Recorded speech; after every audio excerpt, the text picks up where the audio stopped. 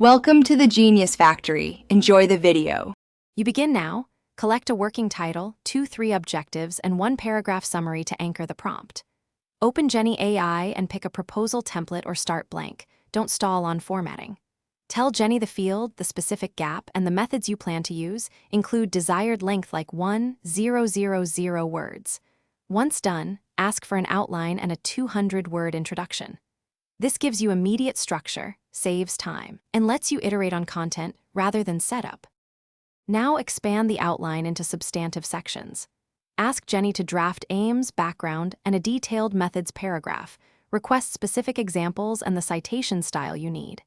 Make sure to feed any existing data or preliminary results. That improves accuracy. Once Jenni produces a draft, edit in passes. Factual checks first, then clarity and tone. If something reads generic, prompt for specificity and constraints. This back and forth is how you convert a draft into a defensible, coherent core proposal. Complete the proposal by finishing budget notes, timeline, and impact statements. Make sure you meet any word limits and formatting rules. Use Jenni to polish language and to convert sections to headings, bullet lists, or tables for reviewers.